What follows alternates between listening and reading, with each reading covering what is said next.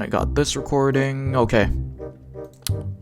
We should be recording just fine right now. So welcome guys, this is at your boy Apologist again, and I'm gonna be doing some TikTok stream raids on some atheist channels. For those of you who don't know, I'm trying to get back into content creation, and the way I suppose that I do that is by raiding some atheist live streams. So last time I actually did have a recording about an atheist trying to get me to supposedly admit that Paul was not a primary source, although he is, and his reasoning was that Paul was written 20 years after, and therefore he cannot be a primary source, which is just totally fallacious historical reasoning. So let me go ahead and show you guys for the benefit of those of you guys who don't know. So what are primary sources? Primary sources are original materials by historians to reconstruct a certain event in the past or moment in history, so it's clearly in the past. Original documents, physical objects, relics, or artifacts created during the time under the study. These sources were either produced at the time of the event or published at a later date. And this is from the, oh, you guys can't see that, the UCLA Department of History. So that guy was totally wrong on that. Hopefully he's going to be in the same live stream that I'm going to be joining today. So without further ado, let's go ahead and get started with joining that live stream. Testing? Yeah, you sound alright. Alright, how does my music sound on your end? Pretty cool. Pretty chill. Guess I have to leave the music in the video, right? That's your music though, right? No, hell no, this ain't my music. Okay, yeah. From YouTube. YouTube. But it's on your stream though, right? It's not from me? No, yeah, it's from my stream. Okay, gotcha. Cool. But yeah, up, I man? guess. So is God real? Request the mic 18+. Yeah, what apologetics you want to try out? Yeah, so last time I was talking to a person who said that Paul was not a primary source. And I have the receipts for showing that primary sources can be written at a later date. They don't have to be contemporaneous. So this one is from the UCLA Department of History. They are not a Christian affiliated school. And yeah, here's the link. I don't even really quite remember the argument. Yeah. Like you're trying to like jump back into like the middle of an argument we already had somehow. Yeah, no worries. I can summarize it. And so you don't even remember who made the claim? If I hear his voice, then I could probably okay. yeah, pick him out. But as far as I can tell, he's not with us today. But basically, I was on one of these streams, and he claimed that Paul was not a primary source, and the reasoning behind that was because his epistles were written decades after Jesus' resurrection that he witnessed. And so he ruled it out based off of the fact that the source is not contemporaneous to the event that he was reporting. Primary source of what, though? Primary source with respect to his what, like resurrection or something? Yeah, to his own appearance of Jesus.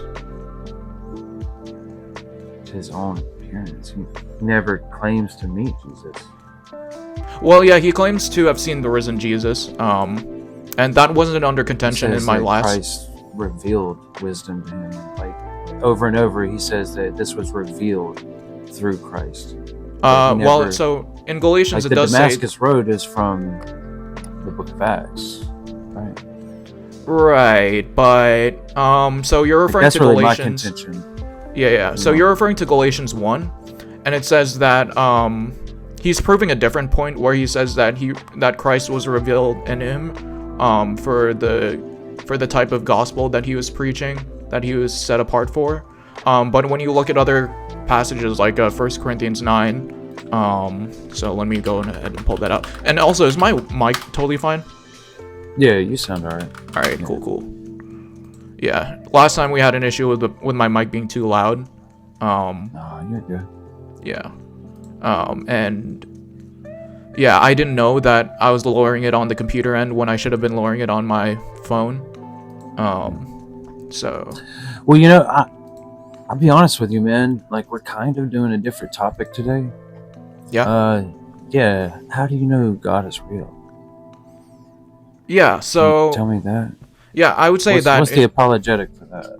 yeah, so in terms of like natural theology, I don't typically do natural theology, although I do recognize the importance of like demonstrating or showing a high probability for the existence of God or the possibility of miracles before you even get into Jesus' resurrection. But I think it's totally rational to sort of post hoc sort of reason to the existence of God through Jesus' resurrection. So granted, I understand that it could be a slightly different topic than you intended, so Post hoc.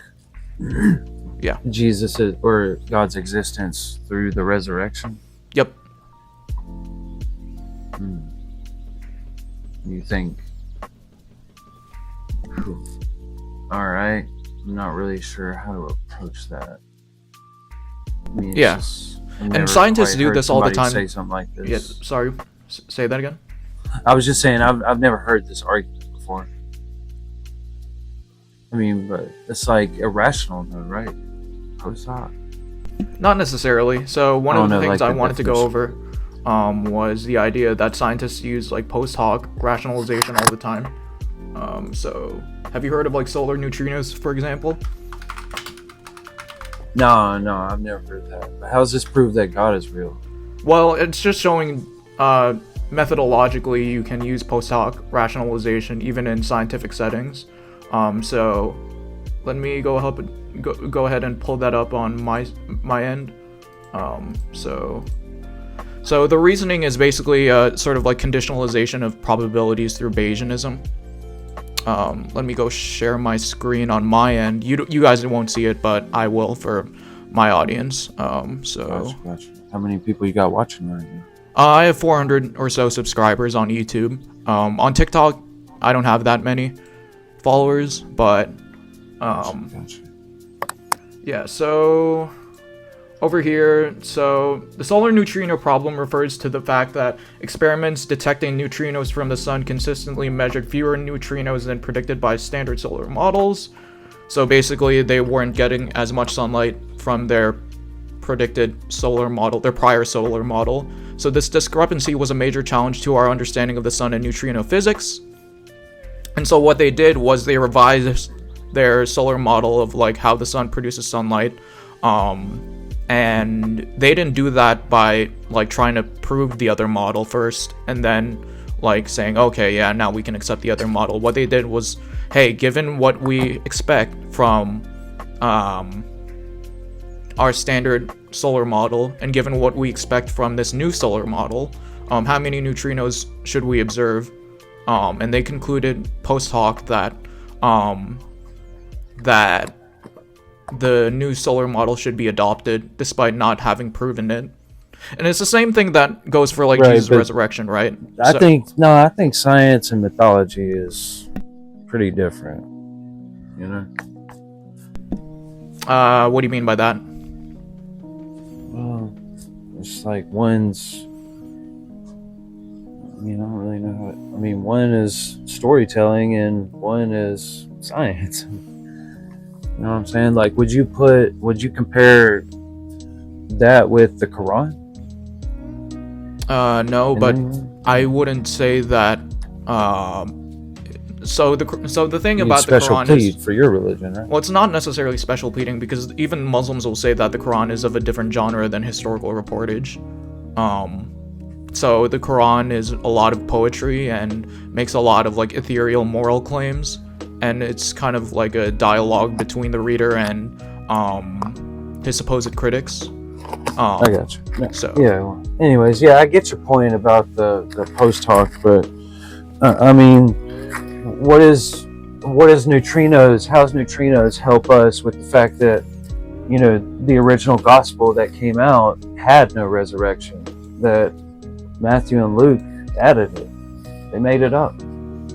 So what exactly are you saying? Like the original gospel had no resurrection? Like yeah. If you go to Mark 16 and read your gospel, it'll tell you in the most ancient manuscripts there was no resurrection. that those last two scenes are added. They were added later. Well, I mean, this is that's consensus. yeah. So that's different from saying there's no resurrection. There's no appearances, is what you're referring to, at least in the original. I'm saying, yeah, I don't see what the hell neutrinos got to do with like a man resurrecting. Like, well, it's just showing in principle that in various academic disciplines you can use post hoc rationalization to come to a conclusion. The same way you might say, like, you see a puddle outside, right?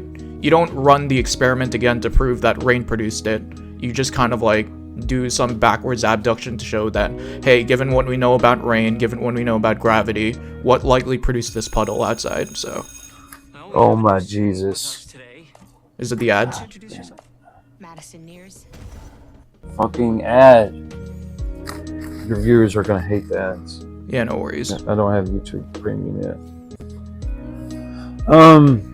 Yeah, this hasn't really got me any closer to forming any kind of belief about the Christian God, though. Yeah, that's fine. And, you know, at the end of the day, like, the reason why I do stuff like this is not necessarily to convince my interlocutor, but to show the audience that there are probability-raising dispositions toward Christianity, and hopefully maybe one of those people would walk away, or tell someone who would walk away with the idea that Christianity is more probable than what they had conceived before. Huh? You think this might make someone into a Christian? This argument? Well, not necessarily, but I have had people who like message me saying, hey, you converted me to Christianity, even though, you know, I give all the glory to God and whatnot. So yeah, I try to make atheists as much as I can. Like, my quota is one every day, right? If I can make one atheist a day, then they'll make one, and that's 5, 10, 100. Yeah. And even if you don't, like, at least from your perspective, at the very least, you're, I don't know, spreading rationalism or whatever, or just better ways to critically think. So even if it doesn't produce, like, immediate conversion, then, What's wrong with secularism, man? Nothing. Yeah. Well, it's interesting enough that, you know, secularism actually arose from, I would argue, the very basic idea of secularism came from Christian principles. The separation of church and state, say, for example. I think Reddit was... It was in spite of Christianity, because our founding fathers were running away from religious persecution. So they wanted a system in which they can practice their religion without being persecuted. That's why there's no state religion in the founding documents. Yeah, there's no state religion, as in the sense that there is no one enforcing a unified like denomination across the entire United States.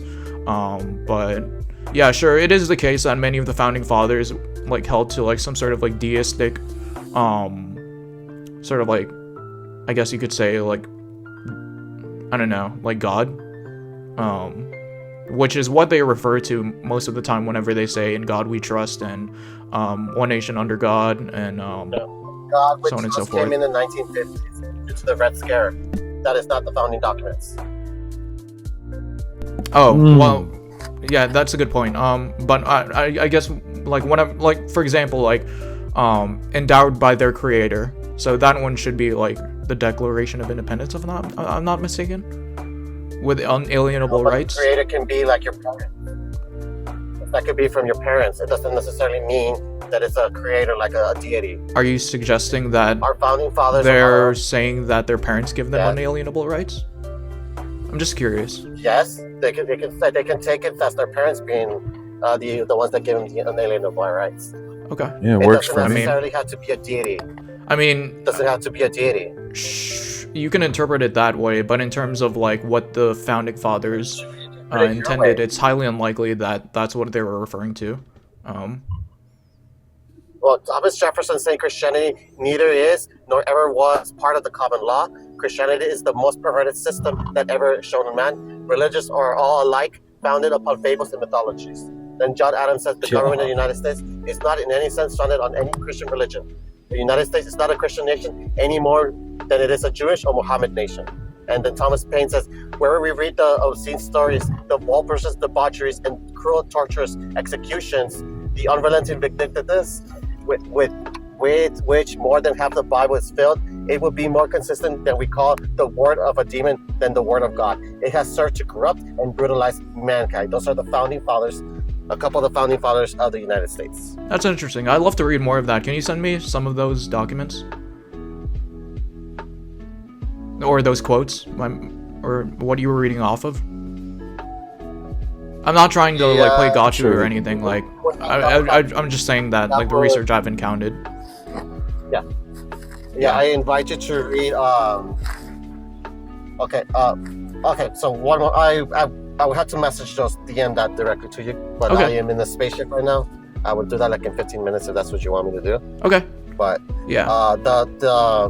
The one from John Adams is actually a letter to the Mohammed nation when we were having problems with pirates in the Barbary Coast. So that is actually a document from. Interesting. Which. Yeah. Yes, that's a document that John Adams sent to the people from the Mohammed nation. Yeah. Telling them, hey, we're not a Christian nation. Yeah. Was this during the Revolutionary War? Just out of curiosity. No, it was after the Revolutionary War. It was during the Barbary Coast. Barbary invasion. It was I believe it's one of the very first wars that the United States had against a different power. Okay. Yeah, that's fine. I guess my idea of like saying that secularism is a triple E. Huh? I didn't hear what you said, but I guess like what I was just saying minimally earlier was that secularism, at least minimally defined as separation of church and state, was already there from the beginning of the before like Christianity was legalized, before it spread to the large portions of the Mediterranean, like in the earliest days of Jesus. But yeah, back to the main topic, regarding post hoc rationalization and how this could lead us to believe in the Christian the God. main topic is God, real. Yeah. So. Okay. Yeah. So early. Was that like a concession? Like, did you? Huh? I mean, are you pivoting right now? Is it kind of I'm pivoting back to the main topic. Gotcha. Yeah. I mean, like. Yeah. What else you got for us? Yeah. So like, before I leave off the whole secularism like topic, Inspiring Philosophy has made many great videos defending the positive sociological benefits of Christianity for society and things like that. But so I just encourage everyone to watch that playlist of stuff. But as far as like post hoc rationalization, do you at least minimally agree that it can be used in some fields? Yeah, I did earlier. I've already agreed with it earlier. Okay, cool. That in science, I can see how that would work, but in mythology, I don't trust it. Yeah. So, what exactly do you mean by mythology? Say, for example, Christianity, Islam. Yeah.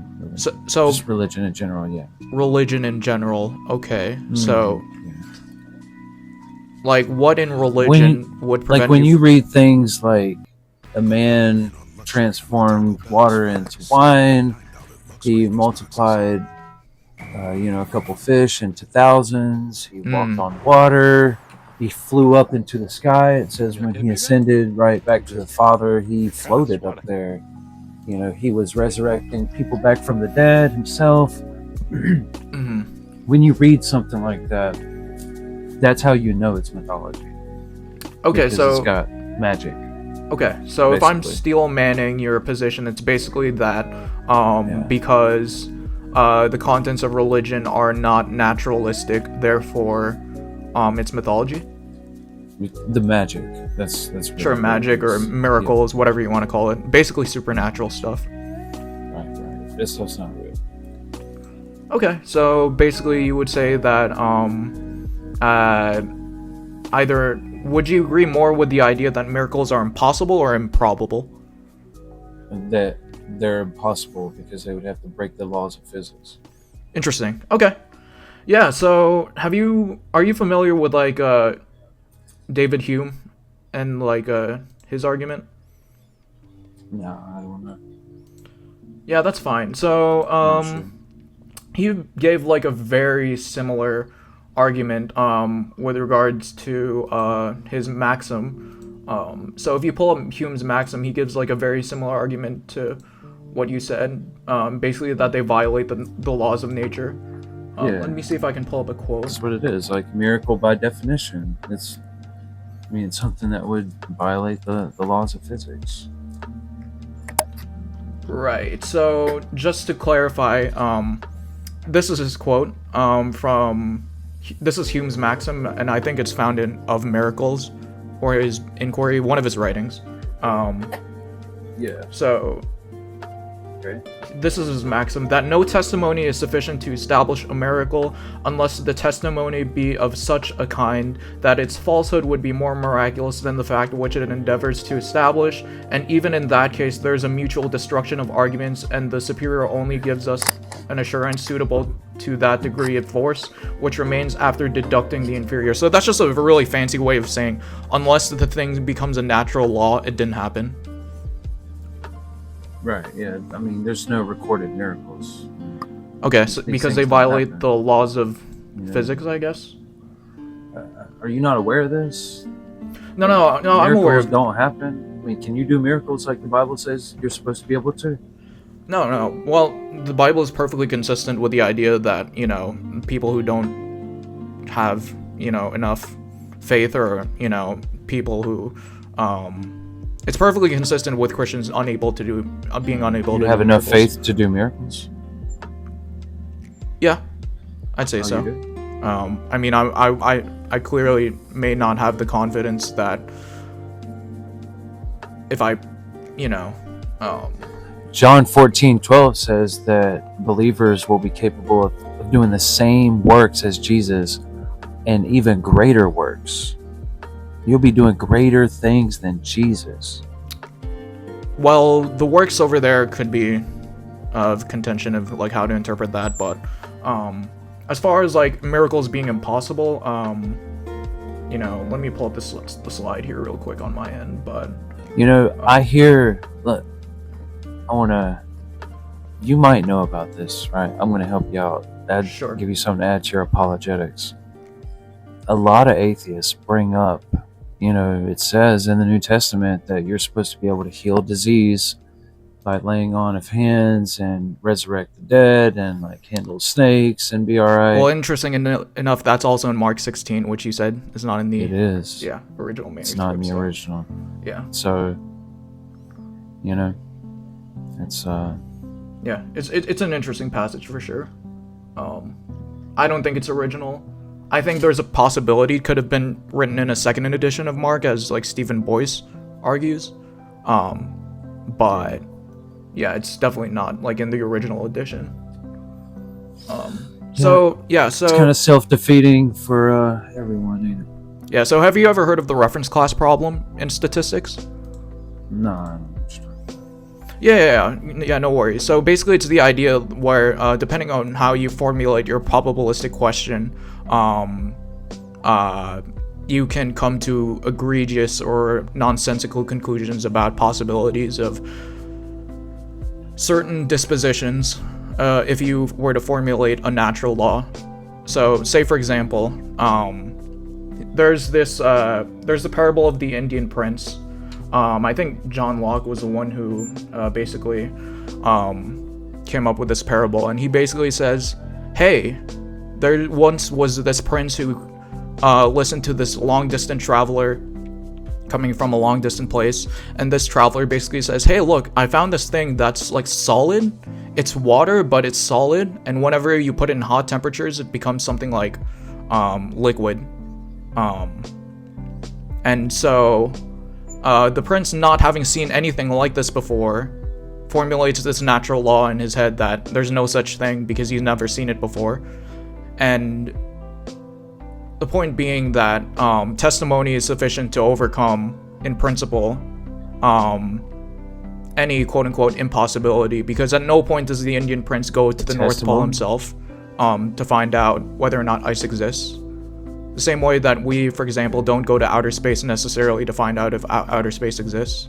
We rely on the testimony of experts and people who were there. So what are you rambling on about?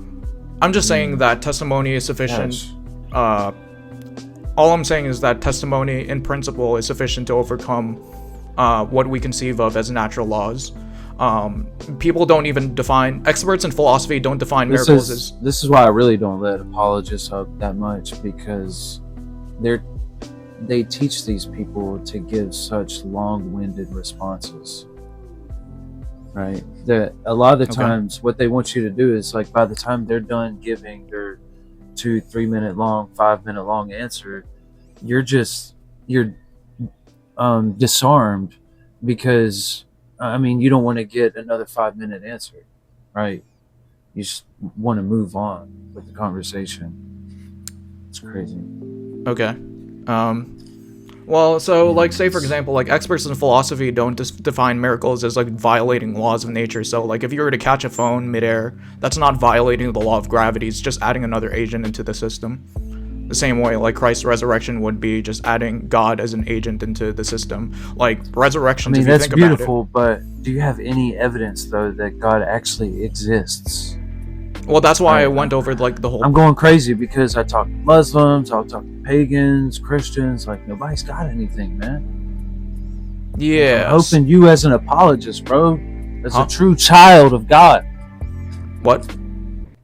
I said I'm hoping you, as an apologist and a child of God, give me something, please, man. Yeah, so... Convert me right now. Huh? Say, convert me. I can't do that. That's totally up to you to do whatever you want with the evidence, but... Well, try. I mean, yeah, I'm gonna try for the benefit of the audience and the benefit of the recording and stuff like that, but I really doubt that I'll be able to convince you in a matter of, like, a single conversation. I mean, you won't be able to convince me. What's your best argument? Yeah, the resurrection. So, What? the resurrection of Jesus. It's okay. What's that? What is the argument? The argument is that there are multiple eyewitnesses to his resurrected body, many of them being long-winded conversations, being polymodal in experience. Namely, You're not talking about 1 Corinthians 15, are you? Not necessarily. I'm also including things like the gospel reportage. So... Right, but there wasn't a resurrection in the original, though, right? There weren't appearances in Mark 16, but I would venture to say that Mark 16 original ending got lost. Do not bring Gary Habermas's minimal facts argument. Please do not do that. No, I won't. Like, I typically do more of like a maximalist case and try to argue for the reliability of the Gospels, instead of just going like 1 Corinthians 15, therefore... Huh? You realize that the only thing you have is trust me bro logic, right? Define trust me bro logic. Only... Cutting out a little bit. Yeah, you're cutting Got out. it. Oh shit. Lose. Yeah, you're under attack spiritually. You just have... Okay, let me see. Yeah. No, now you sound good. I think... Is that better? Yeah. Perfect. I was saying that you have trust me bro logic, and that's the only thing you have. Like, we need extraordinary evidence for that extraordinary claim that the resurrection actually happened. And it just cannot be based on the testimony of man alone. So, yeah, so the whole Carl Sagan, testimony, extraordinary claims require extraordinary evidence, I mean, like, this has been busted in the philosophical literature as being, like, irrational because... I'm not saying that... If you read, like, Hume's Abject Failure by John Ehrman, he's a agnostic. He's not a Christian by any means. He's critiquing David Hume on the idea that extraordinary claims require extraordinary evidence, and, just like from things like the reference class problem, depending on, like, how you formulate your probabilistic question, It seems pretty reasonable to me. I'm sure if I told you that I floated 100 feet up into the air, and that I was walking on water, and I resurrected people back to life, you would probably want evidence. You wouldn't want just my testimony. Well, Maybe I'm mistaken. yeah, I mean, there's evidence, and testimony is a form of evidence. Now, So if I had 500 people like the Bible says Jesus had, you'd believe me? I'm saying if you had eyewitness testimonies, Right. or good reason to believe that there were eyewitnesses on the ground in boots. So that's all it would take. It's 500 people.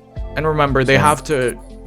People. I'm not talking about like just ordinary opinions of the matter. Like they have to add. Or how about this? Let's try to keep to the same standard as the Bible. Sure. Because so, it doesn't like, actually give you 500 those people- 500 people. It says some alive and some dead. Some translations say some are with us, some ain't. Some are asleep. Right? But it means dead. Some of them's passed on. Right? So all these 500 people ain't even still alive that he's writing about. So let's say I Well, were to supply you now, with now they're not alive. Just to a be clear. book. Yeah, well, when he was writing that, they weren't alive. That's what it says. Well, some some of them weren't translations alive, but most of them Say, were. yeah, some of these are alive, some of them are dead. Yeah. Some say, like, some translations say they're asleep, or like some are here with us and some are asleep. Yeah. But- Sure. So what if I were to just give you a book, with like a story with my life, and you read this in there, where it says that 500 people saw me do this? Would you believe that? Not right off the bat, but if you had things like, your reliable consistency, if you were one of those witnesses, if, you were willing to die for your belief, and I actually have good reason to suspect that many of you were martyred. I'm not saying all of you, but many of you were martyred. Then None of What? that is going to let you know if the claim is true or not, because people do that all the time. do To what this all day, the time? for example, people unalive for their beliefs, like the Muslims do that every Yeah. day. They're willing to unalive for their beliefs. Yeah. They're willing to sacrifice themselves and launch a plane into buildings. Oh yeah, but none of them So- were eyewitnesses to anything. That doesn't matter. That's- You have no reason to believe that they were eyewitnesses at all. No, you're no, but they saying weren't if even people are claiming it. willing to martyr weren't even themselves for claiming the it. belief, then that gives like It validity doesn't matter if to they're it. claiming it or not. Yeah, but It doesn't add validity to it. Correct. It, I mean, you could martyr yourself for Zeus. I mean, that's not gonna help so prove that he's real. first of all, like, that's not necessarily my argument. I'm saying that given what we know about eyewitness testimony, what is the probability someone's just making something up if they were willing to die for it? Implies a fraction. How do you Say that again? calculate that fraction? Huh? Probability implies a fraction. How do you calculate that fraction?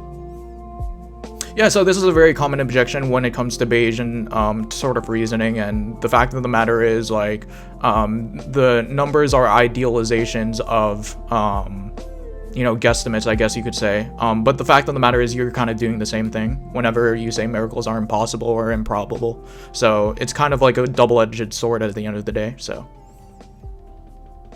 Well, miracles are improbable or impossible because no one has shown that any miracles have even happened, nor a reliable mechanism by which we can detect that a specific event in front of us is actually a miracle or not. Okay, so I'll hold your feet to the fire on that. So you said that no one has witnessed a miracle happened, right? No one has been able to give a reliable mechanism to be able to tell. Yeah, that yeah, the that's event the other in thing front you of said. is actually a miracle. I guess then my question becomes, if we had a reliable mechanism, but we didn't see anything happen, would you still say that the miracle is impossible? Because we didn't see it ourselves. Relate to question. Because the thing is, like, this applies to, like, abiogenesis, right? We haven't been able to, witness, ourselves, like, probiotic material come forth, a cell come from probiotic material, prebiotic material. Abiogenesis is not Huh? Yeah, but abiogenesis is not miraculous. Abiogenesis is not anything coming from any religion. It's just biochemistry. And Uh, right now, abiogenesis has graded it to the level of theory. okay. Then, so so it's consensus. I mean that you're going back to testimony then. No, it's not testimony. Not testimony on that. Science doesn't work solely on testimony. It's not. Yeah, Science right. works. So all I'm So trying. so it cannot be testimony. Yeah, so I'm just wondering, like, why would you say that if we are unable to see miracles and we are unable to see abiogenesis, what's the differentiating factor between why you accept the one over the other? Because abiogenesis is just biochemistry. It's a mystery you probably haven't solved. Equations that we haven't solved of how life came from non-life in our planets. But miracles are actually different because those are magical in nature. Those two are different claims. So what exactly is different about it? What you said, it was biochemistry, you said miracles are magic, and I'm just trying to understand what you mean by that, you know? Like, what are the qualities of magic that are incompatible with the qualities of, at least as you've defined miracles, what makes it incompatible? We have science to back up abiogenesis. We have experimentation. We have from the steps from 1 to 100. We just need around 3 to 4 steps at most to figure out the mystery of abiogenesis. Okay, so you would say that there are probabilities. Miraculous and claim. Okay, that's fine. And you're saying, so basically to summarize what you're saying, you would say that there are things outside of merely observing abiogenesis that lends credence to the theory.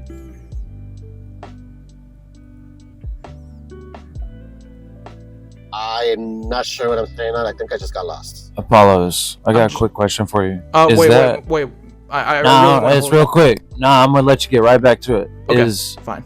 Is your caption centered up good on your screen, or does it need to move? Is God real? Request the mic 18+. No, where it says Christian Apologist. You see that? Yeah, it's right on me. I mean, can you see the arrow good? Like, is it squared up? Okay, the arrow points to me. That's what you mean. Cool. Sweet. Yeah. My bad. Yeah, you're good. So I'm lost with the response. Huh? I'm lost a little bit with the response because so then the differentiating factor between abiogenesis and miracles is not whether or not you witnessed it. So we've basically conceded that whether or not we've witnessed miracles before is irrelevant to whether or not it's possible. Wait, because hold on. How would I be able to tell if the specific event in front of me is actually a miracle or not? Yeah, the same way you would be able to tell whether or not abiogenesis is likely to have occurred. You'd back project into the past using what you know from your present experience, some various trails of evidence, things like eyewitness testimony, memory theory. Mechanism? What's that? So you're giving me, is that your reliable mechanism to be able to tell that the specific event in front of you is a miracle? Whether it happens, or what it... No, how to tell if the event in front of you is actually a miracle or not? Like, how can I actually tell that? And besides that it comes from your God. Let me write it down because I feel like I'm not registering it. Okay, so yeah, that's a different objection, like whether or not it's from my specific God. And it's interesting enough, I'm actually doing a master's in philosophy thesis on doing comparative explanations to a granted miracle. And I actually have a video on my channel addressing that specific objection. But in terms of like whether or not it happened, because I really want to zero on this, whether or not we... Okay, so event X happened, right? We do not know how to explain it using science. How does that graduate to become miracle from my specific God? Yeah, well, how does it become... We don't know, therefore magic. Well, you know, there's a lot of different directions I can go with this. Like, I put a video about like why aliens or Zeus or Thor didn't raise Jesus from the dead. It is a Christian god, so there's that. Now, as far as like the argument from ignorance or like appeal to ignorance or whatever you want to call it, God of the gaps, you know, this is just standard modus tollens. type of reasoning. You take your expectation and see if reality maps to that expectation, and if it doesn't, then you have to propose a different theory to account for that reality or expectation. Okay, but how does, for example, how do we just throw away all of what we know in science and say, therefore magic? Well, we're not, right? You are when you say miracle. Catching a phone doesn't violate the law of gravity. Yes, but rising from the unalignment does. So what's the specific law of nature that says you can't resuscitate or rise from the dead? Specific law of nature that says, well, I mean, we have no evidence of anybody coming back from rigor mortis after a couple of days, right? Because it's supposed to happen after 3 days. But I know there's a right, problem. but that's different from saying there's a categorical law of nature. You would say that's different from saying that there's a categorical law of nature that prevents you from rising from the dead. Because, like, say if you were to say entropy, for example, right? There's no law of entropy that says that you can't resuscitate or rise from the dead after 3 days. It just says that under a closed system, things tend towards disorder. But, you know, in an open system, anything's up for grabs. You can have more organization. You can make things more orderly. You can rise from the dead. So. Okay, so for example, someone that has brain damage. Sure. You think that's possible that that person can rise from the unalignment and their brain can be completely intact? If you had the right mechanisms to do so, then yes. So if God exists, okay, then that's definitely possible. Okay, that the problem is that you're inserting a God in those mechanisms. Well, once again, like, it's post hoc reasoning, so you might have about missed a this law part. too. What was this law that you said? You said a category law? Categorical law of nature, because he brought up the idea that what is the what law is that? Where can I? What, the law of entropy? The categorical law. No, Have you ever heard about this law? He's using philosophy. Yeah, I'm using philosophy. Yeah, all I was just referring to was, like, the idea, because he said that because we were going back to the idea that miracles violate the laws of nature and therefore are impossible. So No, I got you. I just heard law and I was like, hold up. The laws, categorical laws of nature. yeah, because, like, say for example, there's no law in physics, like, written in the theorems that says, like, people cannot rise from the dead. The least you can do is point to probability raising dispositions to say, you know, given what we know about, you know, you said brain damage, then it's unlikely for someone to have recovered from that. But there's no law that says that you can't rise from the dead, is what I was pointing out. Like, it's not no one teaches that in, like, physics textbooks, that you can't rise from the dead. I believe there is after in medicine there is. I would need to reference my parents, but after a certain amount of, there's clinical death, there's biological death, a specific brain death, that's it. You are considered, you're not coming back. Oh yeah. So there are ways to declare people dead, and my parents work in the the medical field, and yeah, given, like, a certain amount of time, it's acceptable to declare someone dead, given what we know about present experience. But that's assuming that, you know, fucking ads. Yeah, the ads are kind of, like, distracting me too.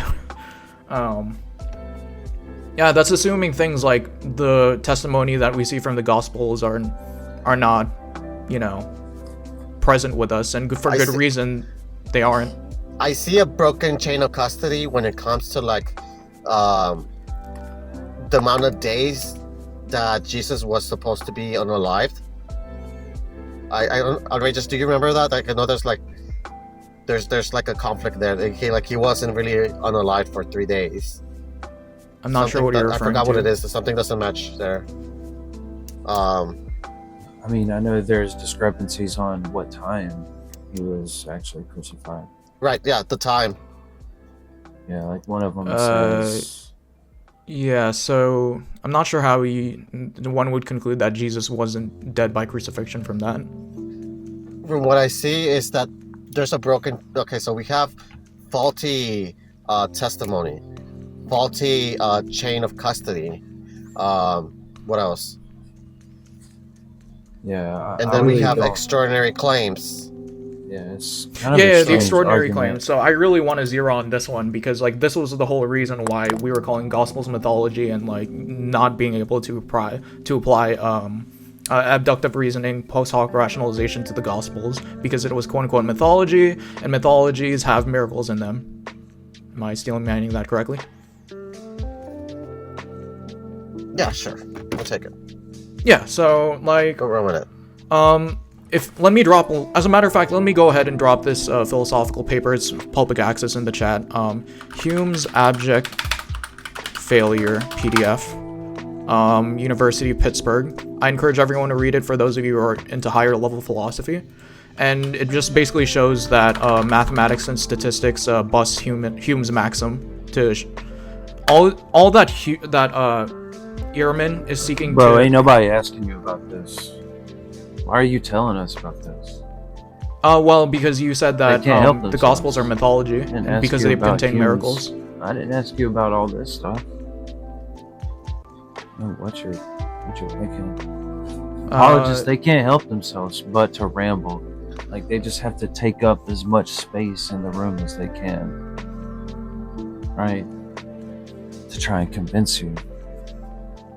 Well, I mean, at the end of the day, this is like a public discourse kind of thing, and if you, I mean, you're free to interrupt. Like, I think I was fair with everyone Yeah, speaking no, time.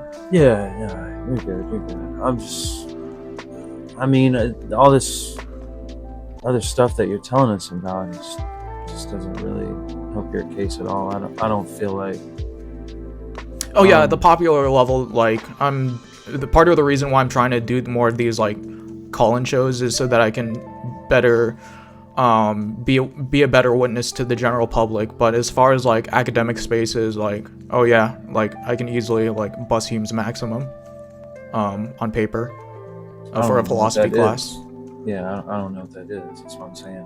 I don't know what the fuck you're talking about. Yeah, no worries. Right. Yeah, But we're not anyways. philosophers here. Yeah, that's Yeah. okay. That's okay. I've been reading Friedrich Nietzsche though.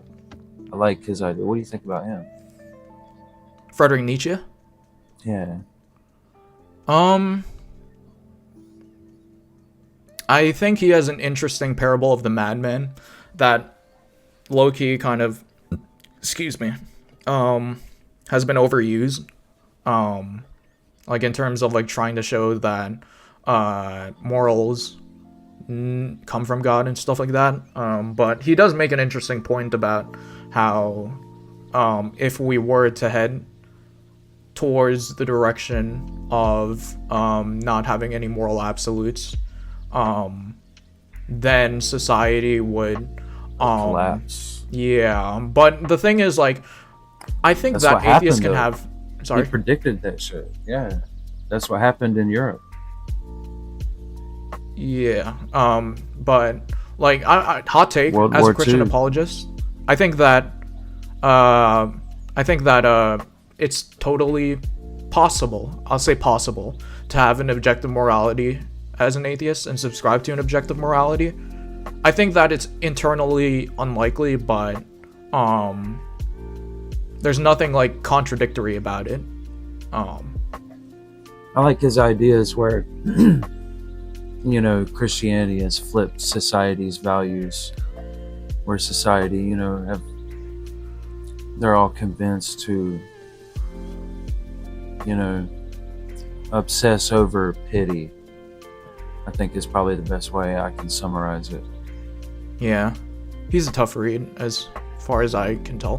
But I just want to give a shout out to Young Christian. I've worked with him. He's also an apologist.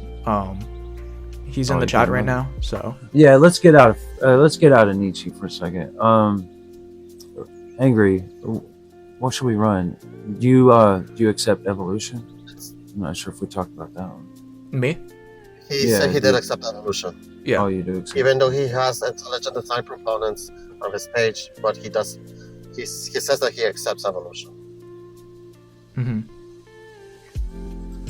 I got you. Why would you platform an intelligent design proponent if you accept evolution, though? Yeah. Well, the same reason that I'm hosting a debate conference at my university. You know, I don't necessarily agree with what the atheist takes are, but, you know, like freedom of speech, and, you know, I think it's within the spirit of philosophy to let the best of ideas win in public discourse. So, Would you platform someone like Nick Fuentes then? no. But the thing Why is, not? like, his claims have more to deal with, like, white supremacist nationalistic agendas that have ethical consequences. Okay. Immediate ethical So does consequences. intelligent design. Huh? So does intelligent design. What, having immediate ethical consequences? Yes, because it gets in the way of science, of actual science. Intelligent design can never be a plausible explanation for anything because it actually uses magic as an explanation. It offers no science. It offers no mechanisms. You cannot use it at all in science. It's useless. Okay. So you platforming someone from an intelligent design community, you're giving validity to it. Not necessarily. I wouldn't say so. Yes, you are. The same way Well- that you shouldn't platform someone like Nick Fuentes, you shouldn't platform someone like Jonathan McClatchy or Jonathan James Tour or any of the other garbage apologists from the intelligent design community. Okay. Well, I contend with that. You know, I don't think I'm affirming anyone's, particular take just by platforming them. You know, like in the Rasha Christie playlist, like I had 2 different approaches to the problem of evil, one using the necessity condition and one without it. And I don't think I was trying to give one more credulity than the other, just because I platformed each of them. So, and part of Yeah, it too I'm is curious. it's not like an academic classroom, so it's not like it's not like people going to secular university walks into a class and then they hear about Jonathan McClatchy's ideas. As a matter of fact, I think he in that same video he made it very clear that it's the Discovery Institute's position that it's not taught in public schools, but it's just made as a case in the That scientific is literature. not at all with Michael Behe. That is not at all with Michael Behe. And not only that, at the very end of that specific video, he also said that the Big Bang shouldn't be taught. I don't remember. Because he thought that the Big Bang was actually a religious, just like intelligent design shouldn't be taught, so is the Big Bang. That's what he said in his video at the end. I don't think he said it quite that way. I think at most he said that just because something has like cosmological implications, we shouldn't like a priori exclude anything. Well, we should exclude intelligent design, young Earth creationism as a plausible science, just like we exclude flat Earth.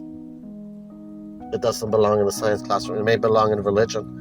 And Yeah, but then you would have but to it go doesn't into like the belong. definition of science and things like that.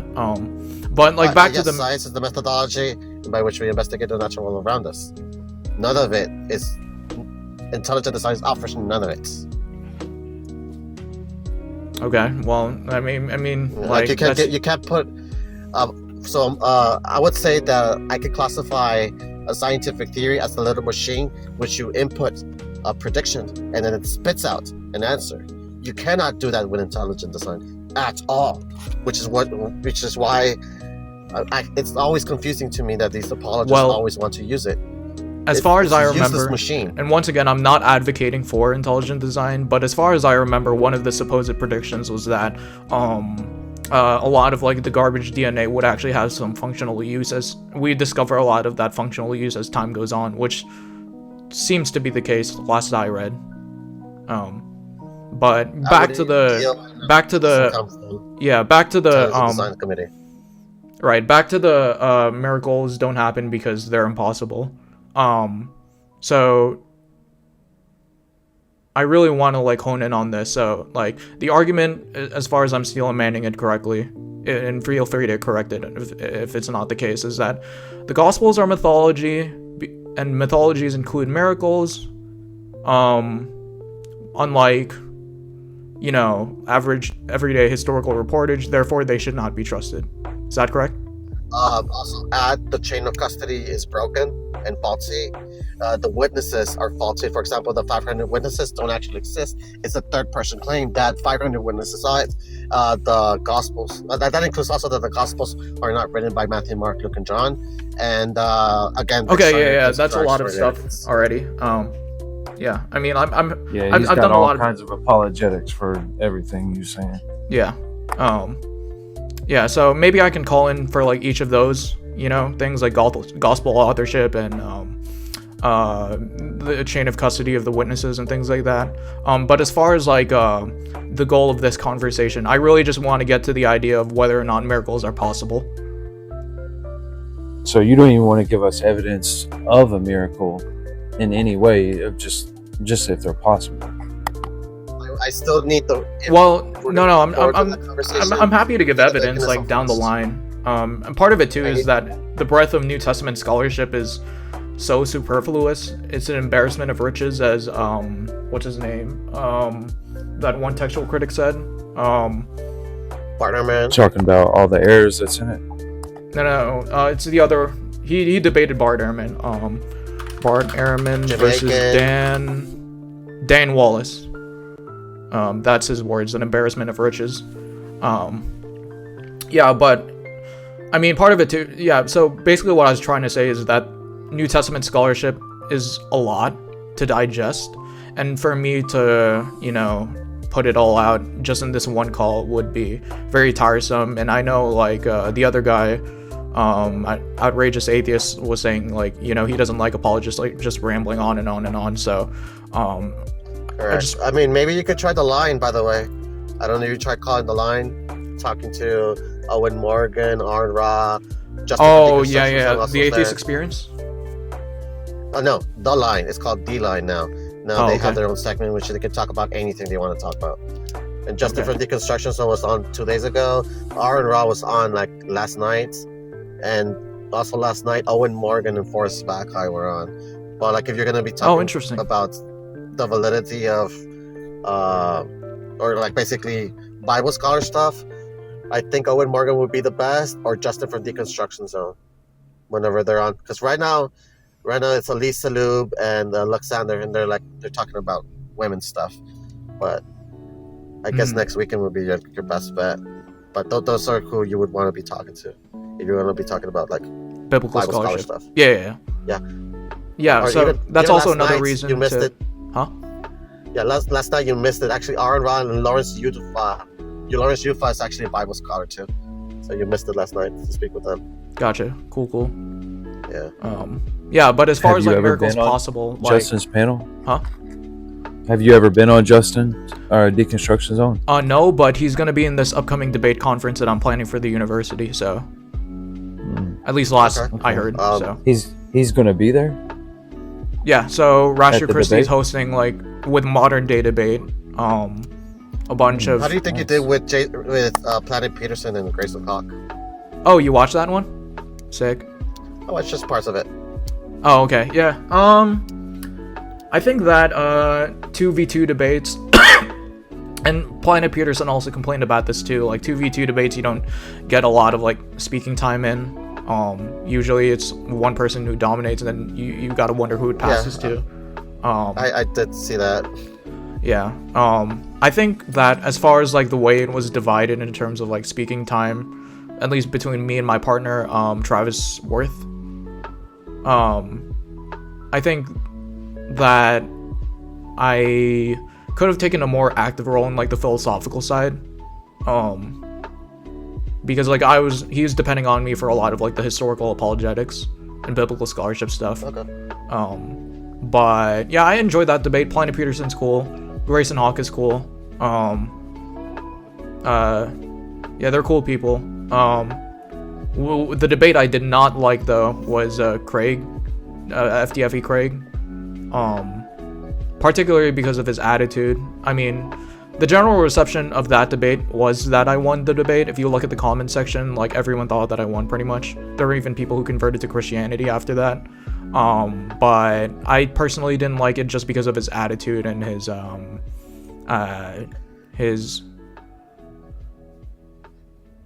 insufferable kind of personality. So Yeah. Yeah. Also, I was going to mention you. I don't know. You've spoken with Rabbi Hanna. Rabbi Hanna would also be here. They're here in the app. Also, Dr. Joshua Bowen is here in the app as well. They have on TikTok. Yes, Digital Hammurabi. Yeah. They usually come out on Digital Hammurabi. Yeah. I'd like to hear you talk to Ian. Dr. Joshua Bowen's wife is actually the assistant for Dr. Bart Ehrman's Yeah. blog. Megan. That's his right? wife, dude? Yes, Megan Yeah, Lewis. that's his wife. I did not Yes. know that. Yeah. Yes, Megan crazy. Lewis is actually his wife. Like I once Dude, I've been watching Bart Ehrman for I don't know how long. Healthy, wealthy, and wise. Like his little YouTube show. And yeah. So I've been seeing her for a while. It was really cool whenever I seen her on TikTok. Yeah. I like her voice, by the way. Also, another one would be Apologia. I don't know, you know who Apologia is? Oh yeah. I don't know if he does like call-in shows though. So Yes. Well, he was on, I think, like a week ago. But yes, they're like they all have call-in shows on like the line. They just like rotate. oh okay. So it's not the same guys every day. But yeah. And That's also, so if I remember crazy. right, Dr. Aaron Adair, even though he has a PhD in physics, he also has like Bible scholar. Yeah, he goes a little bit he into also like went to Jesus seminary. not existing and stuff like that. Yeah, he also went to seminary, which is impressive. Oh, I didn't know that part. Yeah, I was like, damn. Yeah. These are incredibly intelligent people. What made you want to get into apologetics? I'm curious.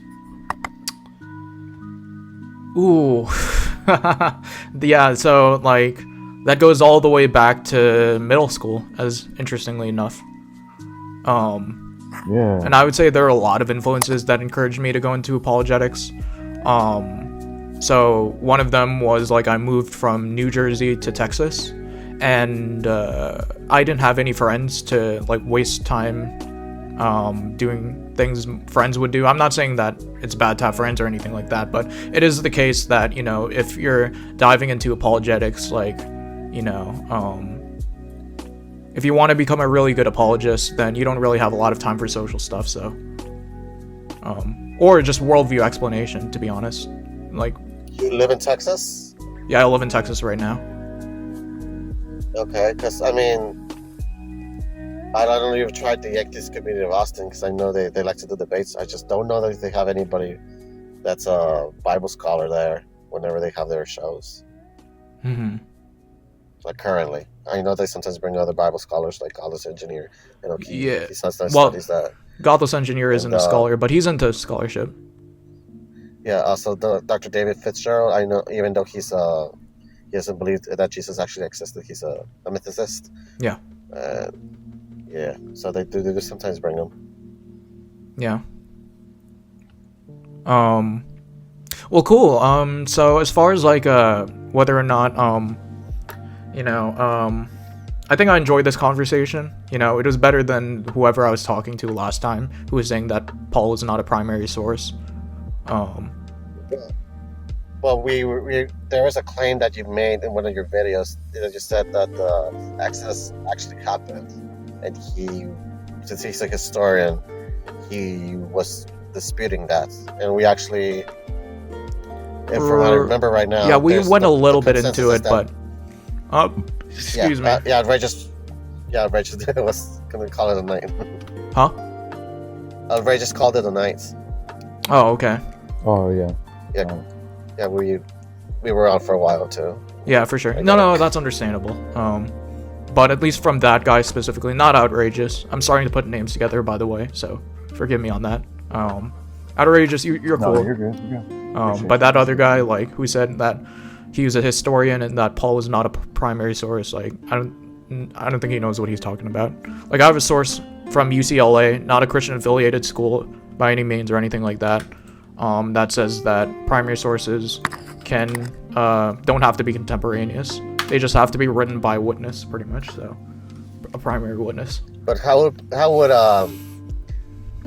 Paul be a witness if he'd never met Jesus? He never met Jesus in his And- earthly life, but he met him like after he was resurrected, and that's what I meant by him being a primary witness. Okay, so that's where the contention is going to be, because how I don't think that's what he there's was no saying, reason though. to believe that. Okay, then never mind that.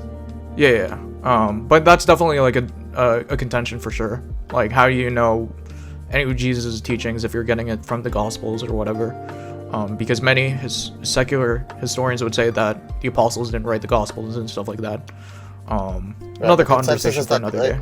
Huh? Yeah, the consensus is that the Exodus never happened and that the Gospels are not genuine. I would say That that I the know for consensus is that a large scale Exodus never happened. And then wait, you said the Gospels never happened? The Gospels are not written by Matthew, Mark, Luke, and John. Oh, Or otherwise yeah, they're not traditional genuine. authorship is false. Yes, Matthew, the authorship, yeah, correct. Yeah, I would say. See, the thing about like New Testament scholarship and consensus is like a lot of the times when you hear someone like Dan McClellan talk about consensus is that they're playing fast and loose with what it means to be a quote unquote critical scholar, because like what exactly To be does that fair, mean? I got you know? this from the Satan's Guide for the Bible that explains these things. Although I don't remember it word by word, but they mentioned like Hector Aulos, John J. Collins, and other Bible scholars as well. Yeah, but I guess like part of it too is like, you know, so I'll give an example, right? Whether or not Jesus claimed to be something like God or had a high Christology, was there a high Christology in the New Testament? Did Jesus claim something comparable to equality with God? So like you see that in New Testament scholarship, broadly speaking, if you were to limit it to secular academia, then they would say that he never claimed to be God. But if you actually look at the specialists, even if you were to like sort of like limit it only to people who went to secular universities, It's not true. JTP on here is Christian. Huh? And JTP, he's getting his master's, Oh yes, right? yeah, he has a master's in divinity. yeah, I wouldn't really call it that. Like, He'll tell you that Jesus doesn't claim this. yeah, I wouldn't necessarily call that historical scholarship, you know, and that's part of the problem too, right? Like, what do we mean by consensus? Like, are we counting the people who never published on the specific subject? Or are we just, like, counting it, like, broadly speaking? Like, which universities count and which don't? So, I'm just, I don't think all I'm it trying really to say is that matters whenever what someone he says claims. consensus, it's more complicated than, Yeah. people make it out to be, so.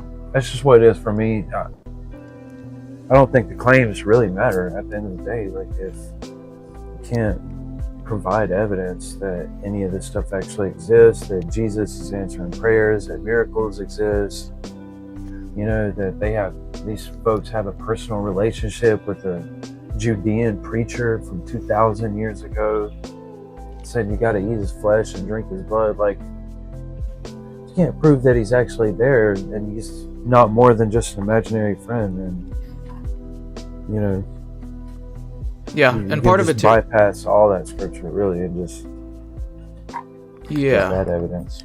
Yeah, and part of it too is that like stuff like this takes like a really big cumulative case to piece together the different types of evidences. So, like I'm definitely not going to be able to get through this one single live stream. But I think Yui wants to come up and talk to you. what's that? You still got some more time? I still got some more time. Yeah, I said, were you about to leave? Yeah, I was thinking about leaving because I didn't want to like occupy like the entire time, and like I'm thinking about how much storage my phone has in terms of like recording. So, Yeah, but I enjoyed the Yui. conversation, guys. You want to ask him a question before he leaves? He's gonna leave, so it's all good. Oh, okay. Okay. All right. Yeah. All right, man. We'll appreciate Have a good evening. Yeah, you too, guys. God bless. Peace. Even though you, yeah. Yeah, Satan bless you. Lucifer bless. You made it to the end of this video. If you enjoyed it, please hit like, subscribe, and that notification bell for more content. Got questions or ideas? Drop them in the comments below. Until then, next time, thanks for watching. This is Boy Paul signing out. Peace.